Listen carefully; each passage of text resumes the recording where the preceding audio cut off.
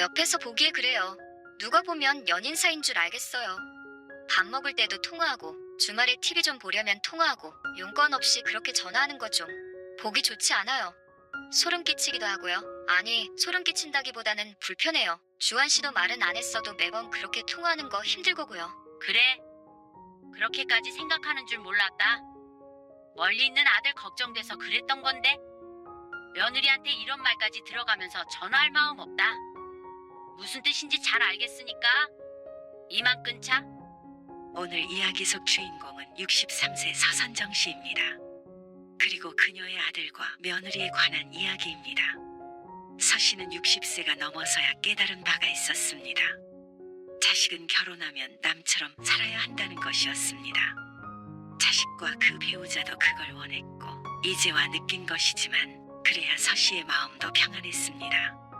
시집을 불편해하는 며느리와는 억지로 가까이 지내고 싶은 마음이 없었습니다. 하지만 며느리는 멀리 떨어진 아들과 서 씨가 전화통화하는 것조차 못마땅한 것 같았습니다. 그러고서는 자신들이 필요할 때는 잘만 연락하는 아들 며느리에게 진절머리가 났습니다. 자식을 위해선 뭐든 해주고 싶었지만 이제는 남이 되어야 할 때가 온 것 같았습니다. 그게 처음엔 타이였지만 이제 서 씨는 자의로 그렇게 할 작정이었습니다.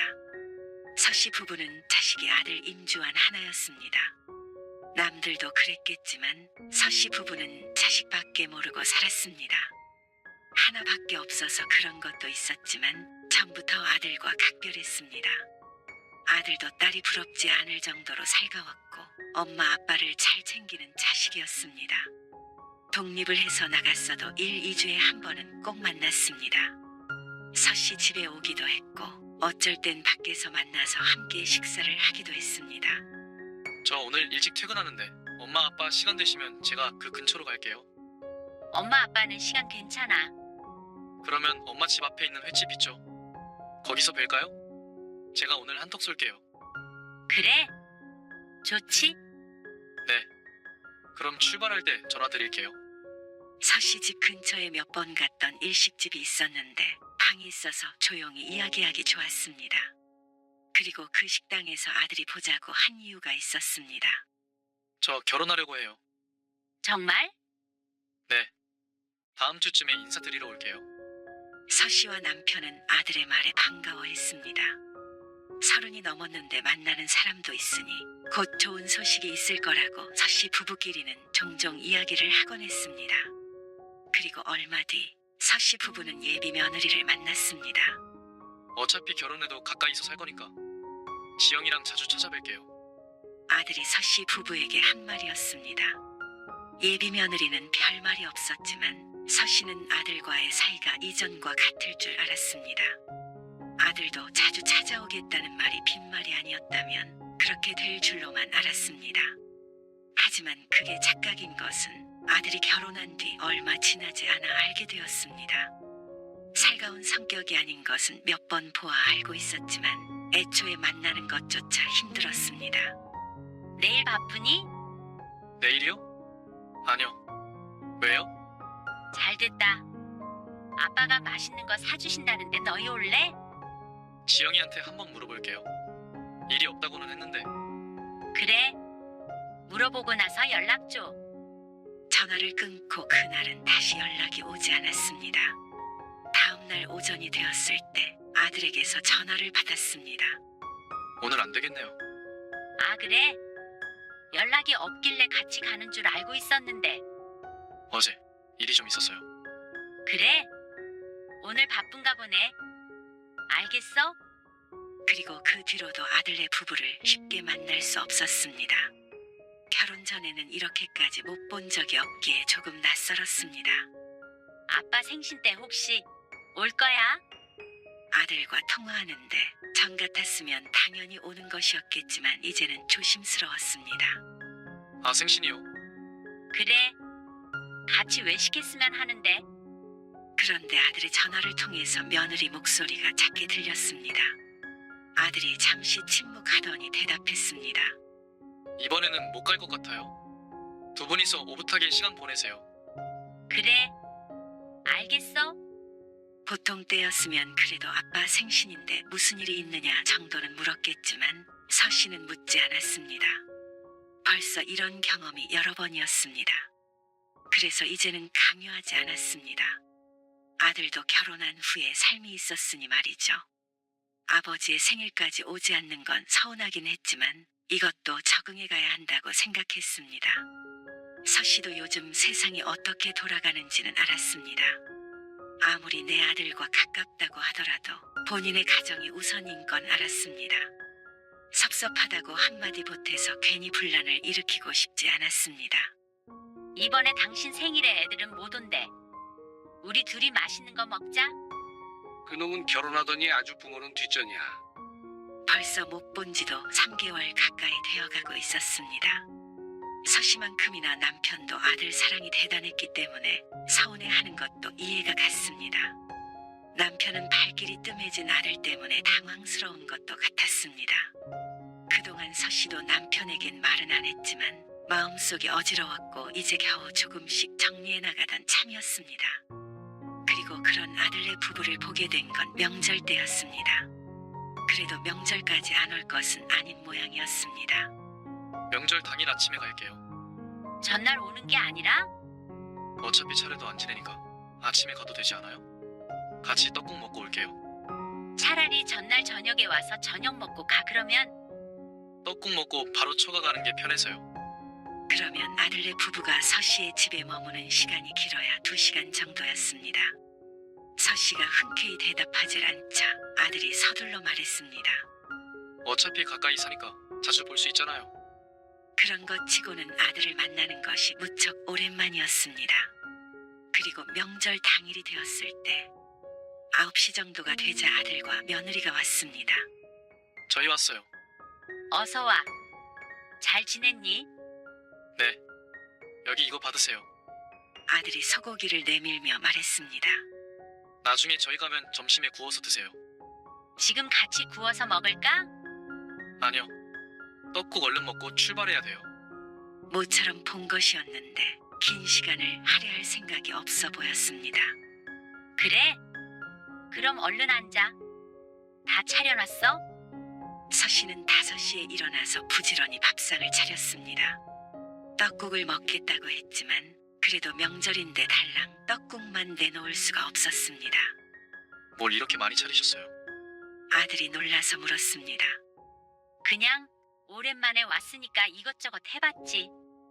지영이도 잡채 좋아한다고 했지? 네. 좋아해요. 아직 한 번도 며느리에게 직접 한 밥을 먹인 적이 없었습니다. 몇 번 만났을 때도 바깥에서 만났으니 말이죠.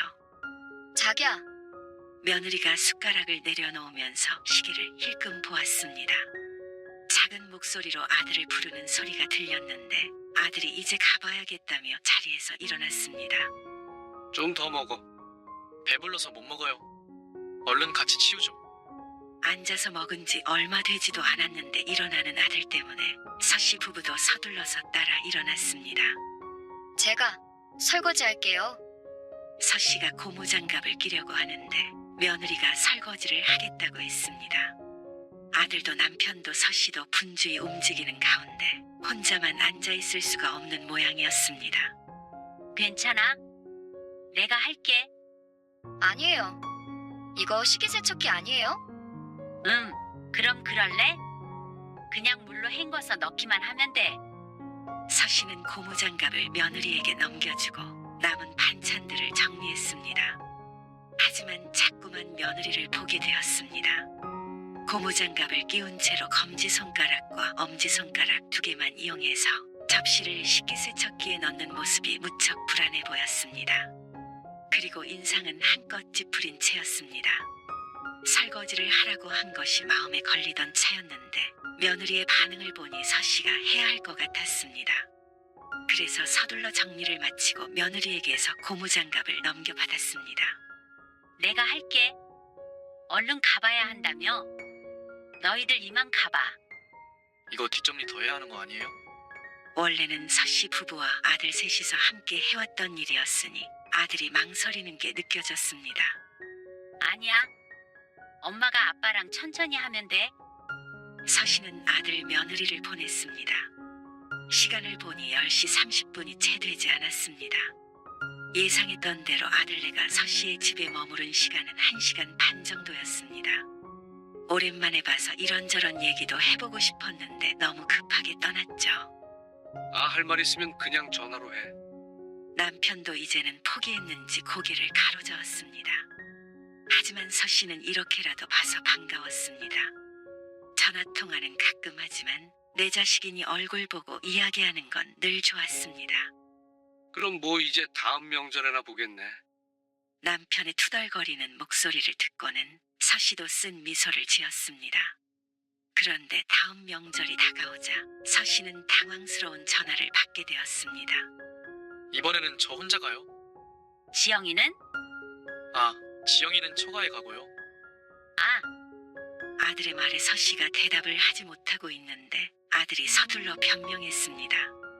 요즘에는 그렇게 하는 부부도 많이 있어요. 그건 서씨도 모르는 바가 아니었습니다. 다만 그게 내일이 될 줄은 몰랐던 것이었죠. 그래. 그러면 언제 오려고 그래? 명절 전날에 가서 하루 자고 명절 아침에 갈게요. 아침에 바로 가? 아, 네. 그래도 처가에 잠깐 들리기는 해야 될 것 같아서요. 그래. 그러면 지영이는? 그게 지영이는 처가에 계속 있고요. 그러면 명절을 각자 챙기는 것이 아니었습니다. 그냥 서씨의 집에 며느리 없이 아들만 오는 것뿐이었습니다. 명정 당일에 아들이 처가에 가는 건 똑같았으니 말이죠. 지영이는 왜 안 오는 거야? 서씨는 진심으로 궁금했습니다. 뭔가 계기가 있나 싶었습니다. 하지만 일부러 아들에게 물어 며느리가 좋아하는 음식들도 많이 준비해 놓았습니다.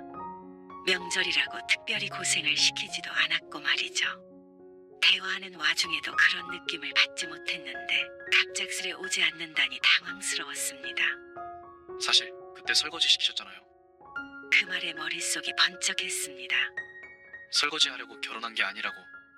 아들의 말에 어처구니가 없어서 말도 안 나왔습니다. 며느리가 그때 설거지를 했던 시간이 10분, 아니 5분도 되지 않았습니다. 그마저도 하도 하기 싫은 것 같아서 다시 서씨가 했습니다. 그리고 서씨가 그릇들을 식기세척기에 넣는 시간도 5분 정도밖에 되지 않았습니다. 차례를 지내지 않으니 제기 같은 것도 없었고 내 식구가 먹은 식기들이었습니다. 평소보단 조금 많아도 다시는 명절에 시집에 오지 않을 정도는 아니었습니다. 가족끼리 다 같이 밥 먹고 다 같이 치우는 정도는 할 수 있다고 생각했습니다. 이런 생각조차 자신이 시어머니에게 할 수 있는 생각인지 모르겠지만 그래도 기가 막혔습니다. 그럼 이제 지영이는 여기 계속 안 올 거야? 그건 아니고요. 가긴 가겠죠. 그러더니 아들이 가라앉은 목소리로 덧붙였습니다. 죄송해요. 전화를 끊고 서씨는 생각에 잠겼습니다. 이런 일도 있구나 싶었습니다. 가만히 생각해보니 자신이 경솔했나 싶기도 했습니다. 며느리는 가족이 아니라 손님이라고 생각했어야 하는 것인데 말이죠. 하지만 반대로 서씨의 아들을 생각해보면 처가에 가서 결코 얻어먹기만 하고 올 사람은 아니었습니다. 생각이 꼬리에 꼬리를 물었지만 이내 생각하기를 포기했습니다. 당장 전화해서 왜 명절에 안 오냐 따지지 않는 이상은 서씨가 고민해봐야 소용이 없는 문제였기 때문이었습니다. 그런데 아무리 마음을 비우려고 해도 속상할 때는 분명히 있었습니다. 그리고 아들도 그런 며느리의 성격을 아니까 그럴 때마다 서씨를 위로했습니다. 지영이가 조금 개인적인 성격이에요. 그래서 그런 거지. 아기가 있어서 그런 건 아니니까 엄마가 좀 이해해 주세요. 제가 혼자라도 자주 갈게요. 그래서 서씨는 며느리에게 따로 연락하는 일도 없었습니다.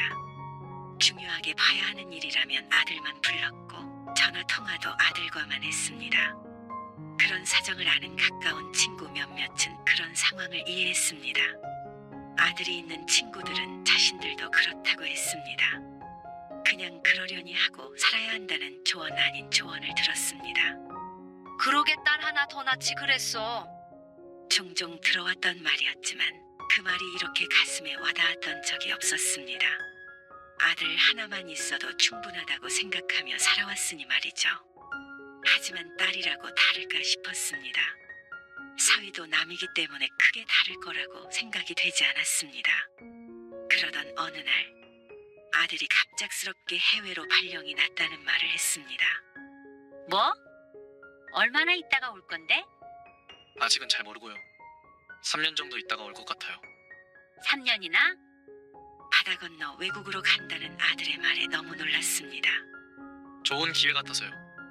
지영이도 회사 그만두고 가서 공부도 좀 하려고요. 그럼 3년 동안 한국에는 안 오는 거야? 아마 그렇지 않을까 싶어요. 비행기 값도 아깝고 뭐 10년 이렇게 있다가 오는 것도 아닌데요. 서운하세요? 서운하지? 근데 좋은 기회라며? 갔다 와야지 어떡해.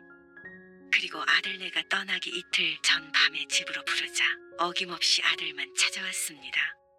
아들에게 따뜻한 밥 한 끼 해주고 같이 먹는데 애틋한 기분이었습니다. 부모 마음이 다 그렇지 않을까 싶었습니다. 잘 다녀와? 그 말을 하는데 마음이 술렁거렸습니다. 네. 도착하면 전화 드릴게요. 그리고 아들이 도착하고 2, 3일간은 연락이 오지 않았습니다. 잘 도착했나 궁금했는데 말이죠. 3일 뒤에 아들에게서 전화를 받자 무척 반가웠습니다. 저희 잘 도착했어요.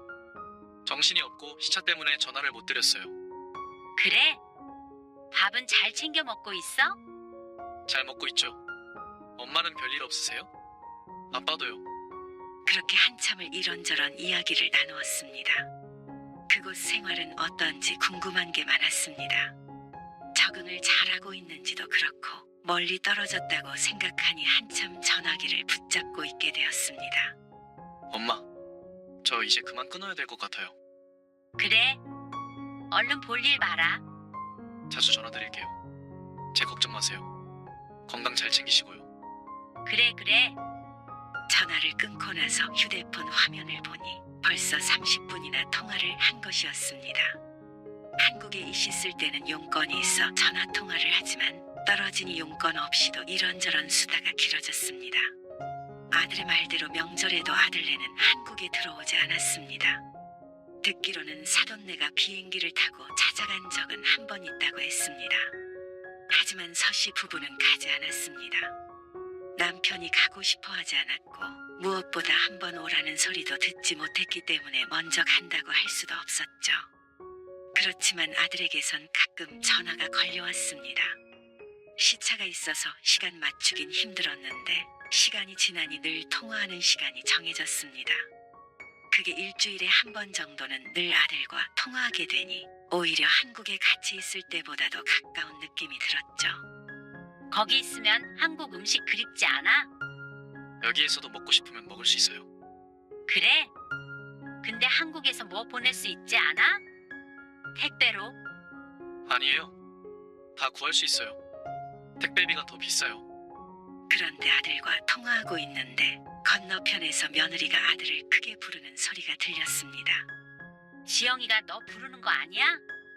네. 밥 먹으래요. 그래. 어서 가서 밥 먹어. 네. 나중에 다시 전화 드릴게요. 아들은 서둘러 전화를 끊었습니다. 10분 정도 통화를 한 듯 했습니다. 그런데 그 뒤로도 비슷한 상황이 지속됐습니다. 가끔씩 아들과 통화를 하고 있으면 꼭 며느리의 목소리가 들렸습니다. 뭐라고 하는지는 몰라도 며느리의 목소리가 들리면 아들은 어김없이 전화를 끊었습니다. 그러던 어느 날이었습니다. 왜 주한이 전화가 안 오지? 바쁜가 보지. 그래도 이렇게 전화가 안 온 적은 없었는데. 무슨 일 있나? 궁금하면 먼저 해봐. 보통은 아들에게서 전화가 왔는데 보름 넘게 연락이 없으니 걱정이 되었습니다. 그래서 남편의 말대로 서씨가 먼저 전화를 걸었습니다. 여보세요. 그런데 한참 만에 받은 전화에서는 아들이 아닌 며느리의 목소리가 들렸습니다. 아, 지영이니? 네, 잘 지내셨어요? 잘 지냈지? 너는 잘 지냈어? 네, 주한이는 바쁜가 봐. 전화가 하도 없어서 전화해봤어. 요즘 좀 바빠요. 아, 그래? 며느리와 따로 할 말이 없어 알았다고 하고는 전화를 끊으려는데 며느리가 말했습니다. 어머님, 드릴 말씀이 있어요. 뭐? 주한 씨랑 그렇게 몇십 분씩 전화하시는 거 옆에서 보기에 좀 그래요. 이게 도대체 무슨 말인가 싶었습니다. 누가 보면 연인 사이인 줄 알겠어요. 비꼬는 듯한 황당한 말에 서씨가 헛웃음을 지었습니다. 밥 먹을 때도 통화하고 주말에 TV 좀 보려면 통화하고 용건 없이 그렇게 전화하는 거 좀 보기 좋지 않아요. 소름 끼치기도 하고요. 서씨는 자신이 잘못 들었나 싶었습니다. 그러자 며느리도 아차 싶었는지 얼른 정정했습니다. 아니, 소름 끼친다기보다는 불편해요. 주한 씨도 말은 안 했어도 매번 그렇게 통화하는 거 힘들 거고요. 서씨가 일주일에 한두 번씩 아들과 10분 내외로 통화하는 것이 그렇게 싫은 모양이었습니다. 그렇지만 어떻게 시어머니에게 소름 끼친다는 말을 할 수 있는 건지 몰랐습니다. 그래. 그렇게까지 생각하는 줄 몰랐다. 멀리 있는 아들 걱정돼서 그랬던 건데 며느리한테 이런 말까지 들어가면서 전화할 마음 없다. 무슨 뜻인지 잘 알겠으니까 이만 끊자. 그러고는 전화를 끊었는데도 가슴이 시근덕거렸습니다. 다시 전화해서 욕을 한 바가지 퍼부어주고 싶은 마음이 굴뚝 같았습니다. 그렇지만 외출했던 남편이 들어오는 바람에 애써 가슴을 진정시켜야 했죠. 그리고 며칠 뒤에 아들에게서 걸려온 전화를 받지 않았습니다. 그러자 몇 번을 더 끈질기게 전화한 아들. 일주일쯤 지났을 때 서씨가 마지못해 전화를 받았습니다. 그러자 아들이 대뜸 사과했습니다. 죄송해요. 지영이한테 얘기 전에 들었어요. 무슨 얘기? 지영이가 엄마한테 말실수했다고요. 진짜 말실수가 맞나 생각이 됐습니다. 소름 끼친다는 말은 실수일 수 있지만 서씨가 아들과 통화하는 게 싫다는 말은 진심이었으니 잘못된 사과였습니다. 아무래도 여기에 저희 둘밖에 없는데 제가 자꾸 엄마랑 통화하니까 그랬나 봐요. 같이 있는 시간에. 그래봤자 고작 일주일에 10분, 20분이었습니다. 그게 그렇게까지 불편한가 싶었습니다. 서씨가 다른 사람도 아니고 부모인데 말이죠. 서씨는 아들이 자꾸 연락해서 재차 사과하는 통에 마음을 풀자 싶었습니다. 진심이 아니었다는 걸 한번 눈 딱 감고 믿자 싶었습니다. 하지만 처음엔 죄송하다고 했던 아들도 확실히 며느리 때문에 전화하는 횟수가 줄었고 시간이 지나자 그마저도 무척 뜸해졌습니다. 이제는 서운하지도 않았습니다. 그렇게 아들은 내 품에서 벗어나서 다른 가정의 가장이 되었구나 싶었습니다. 부모보다 자신의 가정이 중요해진 건 당연한 수순인 듯 했습니다. 그래서 그 이후로는 서씨도 아들에게도 따로 연락하지 않았습니다. 가끔씩 전화가 걸려오면 받아서 안부만 묻고 끊었죠. 그러다가 아들과 며느리가 귀국을 했고 며느리는 임신을 해서 배가 부른 상태였습니다. 이번에 지영이랑 설날 아침에 같이 갈게요.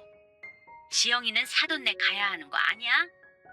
아들이 돌아온 뒤 열흘도 안 돼서 설이었습니다. 그런데 이번 설에 며느리와 함께 온다는 말에 놀랐습니다. 그전에도 며느리는 명절에 오지 않았으니 말이죠. 그래도 귀국도 했고 오랜만에 뵙는 거니까요.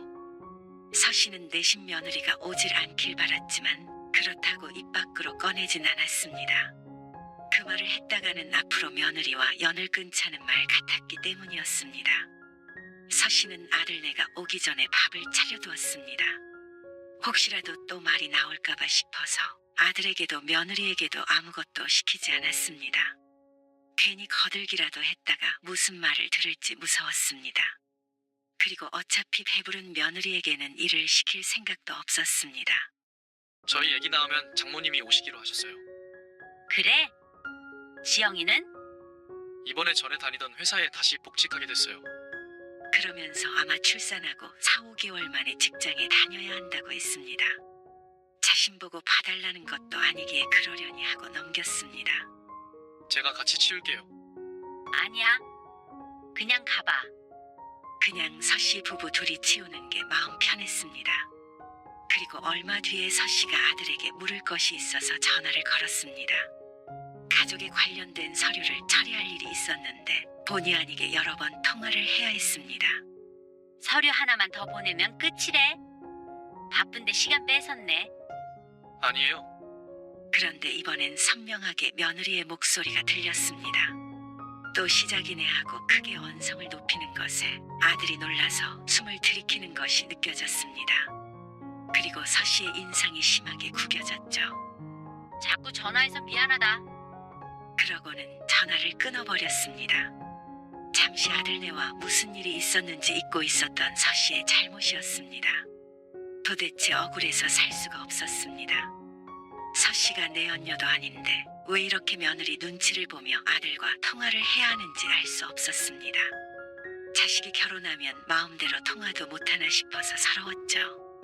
친구들이 며느리에 대해서 푸념할 때도 이런 얘기는 듣도 보도 못해서 황당했습니다. 그리고 서씨는 자식에 대한 마음을 완전히 접어버렸습니다. 자꾸만 마음 주고 실망하고 마음 주고 섭섭하고 반복되는 관계에 지쳤습니다. 차라리 남이라고 생각하면 편해질까 싶었죠. 그렇게 연락도 뜸하게 지내자 차라리 나았습니다. 생각해보면 아들이 해외에 있을 때도 연락을 안 할 때가 더 번뇌가 없었던 것 같았죠. 그런데 더 어이없는 일은 며느리가 출산하기 전에 일어나게 되었습니다. 엄마, 장모님이 이번에 갑자기 무릎 수술을 하게 되셨거든요. 그런데 그래서 장모님이 애를 못 봐주시게 됐어요. 엄마가 좀 도와주셔야 될 것 같은데 복직 날짜가 이미 정해져서요. 그때는 애가 어린이집 갈 수 있는 나이도 아니고요. 이전 같았다면 발벗고 나서서 아들을 도와주었을 것이었습니다. 그리고 하나밖에 없는 손주를 누구보다도 예뻐했겠죠. 하지만 서씨의 마음은 지난 몇 년간 조금씩 다쳐서 이제는 자물쇠까지 단단히 잠겼습니다. 그건 안 될 것 같다. 네, 아들은 당혹스러워 보였습니다. 거리도 가깝고 서씨가 집에 있는 걸 아는데 거절할 이유가 없다고 생각했는지도 몰랐습니다. 지영이가 좋아하겠니? 내가 너랑 통화만 해도 기겁하는 애가. 그건 아들도 그 부분에 있어서는 할 말이 없을 것이었습니다. 그리고 그런 며느리에게 싫은 소리조차 안 하는 것이 서씨의 아들이었습니다. 어떻게 보면 아들의 책임도 똑같이 있었습니다. 아들이 며느리가 우선이었으니 말이죠. 애 보려면 너희 집에 들락날락 해야 하잖아. 내가 너랑 전화하는 것도 싫은 애가 그걸 달가워해? 아니에요. 지영이가 먼저 부탁한 거예요. 상황이 어쩔 수가 없어요. 도우미를 고용하려고도 알아봤는데 엄청 비싸더라고요. 나도 그동안 서운한 거 많았고 할 말 많았어. 그런데 겨우 마음 잡았다. 결혼한 자식은 남이라고 생각하니까 괜찮더라. 근데 이제 와서 너희 애 봐줄 생각 없어. 너희 애라뇨. 엄마 손자이기도 하잖아요. 남의 애기라고 생각하련다. 그 말에 아들은 충격을 받은 듯 했습니다. 하지만 서씨의 솔직한 심정이 그랬습니다. 둘도 없는 자식이었지만 상처만 주는 아들내외에게는 더 이상 마음을 주고 싶지 않았습니다. 기대했던 손주였지만 손주를 봐주기 위해 왕래하며 받을 또 다른 상처를 감당할 자신도 없었습니다. 그럴 바에는 손주도 먼 발치에서만 보는 게 나을 것 같았습니다. 그러자 다음날 며느리가 처음으로 서씨에게 전화를 했습니다. 그동안 죄송했어요. 제가 예민했어요. 제 마음은 그게 아니었어요. 하지만 한마디 말보다 그동안의 행동들이 며느리의 진심에 가까울 것임을 서씨는 알았습니다. 앞으로라고 그러지 않을 거라고 생각되지는 않네. 그렇지 않아요. 애는 너희 힘으로 키워라. 아님 복직을 미루던지 사람을 쓰던지. 그러자 며느리는 대답이 없었습니다. 그리고 전화를 끊기 전에 서씨는 한마디 덧붙였습니다. 그리고 나중에 겪게 되겠지만 너도 너희 아들한테 전화하지 말아라. 그 며느리도 소름 끼칠 거 아니야? 알겠니? 그러고 뚝 전화를 끊었는데 가슴 한켠이 조금이나마 시원해졌습니다. 그렇게 밀어내는 아들 며느리를 뭐하러 지금까지 붙잡아두고 있었나 싶었습니다. 남편은 진작에 정을 뗀 것 같았지만 서씨는 가슴속에 자식밖에 없었죠. 그게 어리석었던 일임을 이제야 깨달은 자신이 바보 같았습니다. 자식은 결혼하면 남이라는 말이 괜히 있는 말이 아니었는데 말이죠. 아들에게서 다시 전화가 왔지만 받지 않았습니다. 그리고 메시지만 하나 보냈습니다. 며느리가 싫어하니 이제 전화하지 말라고 적어서 보내자 아들에게선 답장이 없었습니다. 놀란 아들의 표정이 눈에 선했습니다. 아들이 자신의 가정이 더 중요해졌듯이 서씨도 남편이나 잘 챙겨야겠다 싶었습니다. 나이 들면 결국 자식은 품에서 떠나니 말이죠.